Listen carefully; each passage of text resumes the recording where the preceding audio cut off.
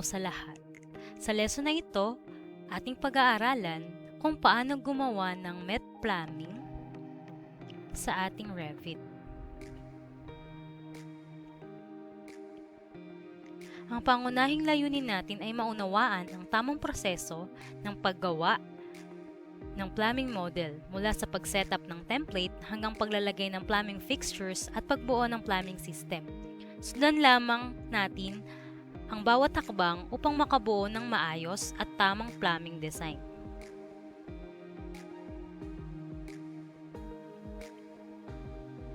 Ang unang hakbang ay pumunta sa Google site ng ating subject.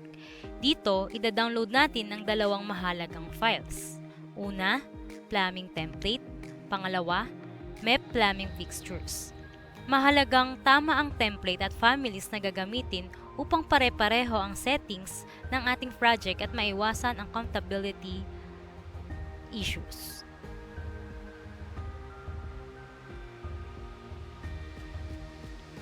Ngayon, ating buksan ang template plumbing o ang template na para sa plumbing.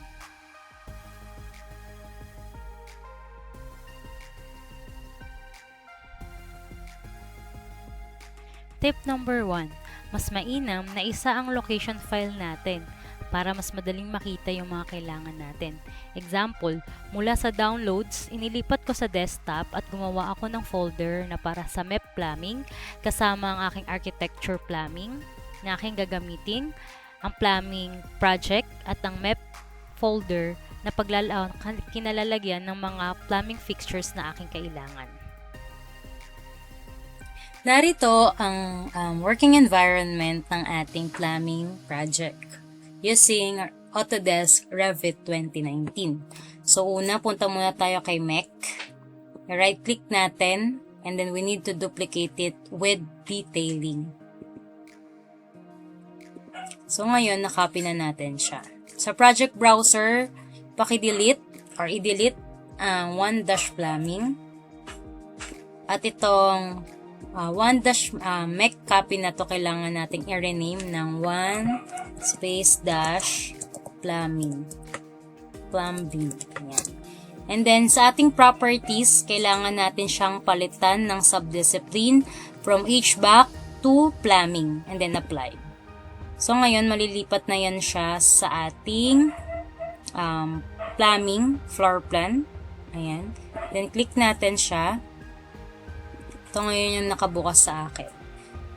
And then itatype ko ang VG to view yung visibility, graphic overrides ng ating floor plan. Tapos tatanggalin natin yung air terminals, duct accessory, tapos yung ducts, also yung sprinklers. Yan yung mga dapat natin i-uncheck. Nasa may sprinklers. Ito. And then apply, and then okay. Pagkatapos, sa insert tab, link ngayon natin yung ating two-story. So, ngayon meron akong sariling folder. Para mas makita ko siya. Ito yun. Yung two-story building. And then, once that we click, it's color blue. Meron tayong makikita sa model tab na bind link. Katabi na manage link. So, ang kailangan nating i-click ngayon ay yung ating bind link. Lahat ng levels and grids ay dapat naka-bind link yan. Then press OK. And then yes lang. Para lahat ng ginawa natin ay mabind link natin siya. Gamit ang ating Revit architecture. So, mahalagang nakalink ang architectural model upang magsilbing reference sa tamang lokasyon ng mga plumbing fixtures at piping system. Hindi natin ito kinokopya, kundi inililink lamang upang kapag may pagbabago ang architectural drawing, mas madali itong ma-update papunta sa ating plumbing plan. Alright, so this time we're going to make plumbing plan na sa ating mismong file. Alright, so sa 3D, if we're going to see, ganyan yung tsura ng ating bahay sa 3D. Ayan. So let's click here. And then, if you're going to see, meron tayong system tab. So, in the system tab, meron tayong pipe, pipe holders, piping, and pipe plumbing na kailangan natin. Okay, so sa fixture, we need to load family. And then, dun sa ating map, kung babalikan ko to, no? So, nasa map ako, which is kung saan ko nilagay yung folder kanina ng aking map plumbing. Tapos sa map, punta ngayon ako ng fixtures. Okay? Sa fixtures, water closet yung kailangan ko. Ang gusto ko ay flush valve na floor mounted. And then, I open it. So, ngayon, makikita natin siya sa plumbing. Face the plumbing fixture kung saan nyo siya mas madaling mahahatak. Okay? Example, dito yung akin. Ayan, para mas kita ko kung saan ako maglalagay ng plumbing. So, ngayon, sa elevation natin, tingnan natin sa 3D, no? So, yung likod nun, mas kita daw siya sa bandang north. Tingnan natin kung makikita siya sa north. Ayan. So, nakikita siya sa north. Tama? So, bago tayo mag-click, kasi hindi natin nakiklik yan eh. Kaya kailangan lagi natin pumunta dito sa plumbing, sa top view. Tapos, tsaka natin siya makiklik. Since tawag dito, naka-connect yung kailangan natin. Okay. So, pipe, sanitary 1. Hindi natin muna gagamitin yan. Okay po? So, make sure lang na dito, naka 1-1 tayo. And then, naka fine tayo dito para mas makita natin. Ayan. Yung kanyang detail is fine. And then, 1-1. So, click tayo dito. Punta tayo ng north. So, makikita nyo merong out. Click natin yung out. So, automatic, naka-plumbing types and standard lang. And then, naka-number 2 inches yung gagamitin natin. So, here, ayan. Tapos, 45 degrees. Since ang principle ng ating sanitary ay at least naka-45 degrees yan siya. Okay? Abang lang natin yan. And then, click natin tong isa. Ayan. Standard lang. And then, 2. Pantay lang natin. And then, naka 45 degrees. So, automatic gumawa na siya ng sarili niyang pipe connector. Okay, dito tingnan natin fine. Ayan. This one is 2-1 lang. Okay. So, automatic nakagaroon na siya ng pipe connector, no?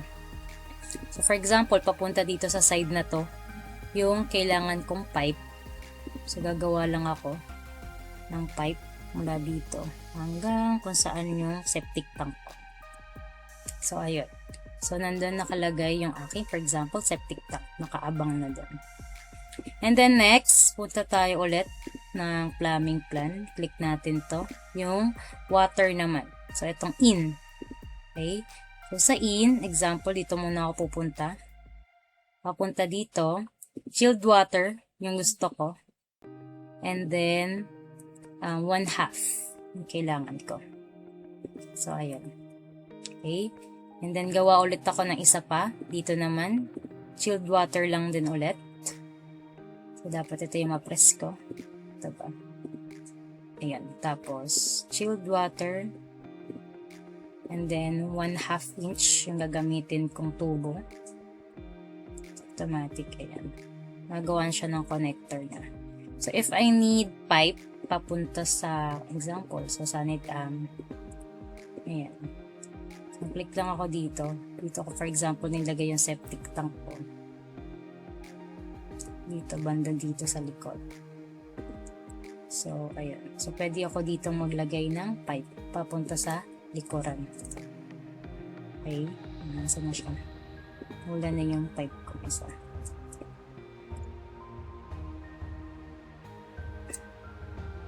Pwede natin extend na lang to. If you want, pwede na. Dahil nawala itong pipe na to. Hindi siya visible. Kasi nagko-connect na siya, may isa yan siya. Ayan. So, pwede na. Baka dahil pababa siya. Ayan. Pababa. So, papuntang septic tank, pwede na akong mag-linya dyan. Pipe ako dito. Example. So, bawasan natin to. Ayan. Tapos mag-type ako dito. Ito ganyan.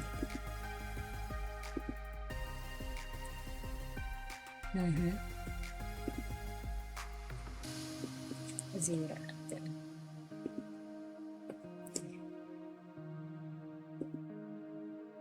So, example, ayan. Meron na akong pipe dyan. So, automatic may connector na yan, ha?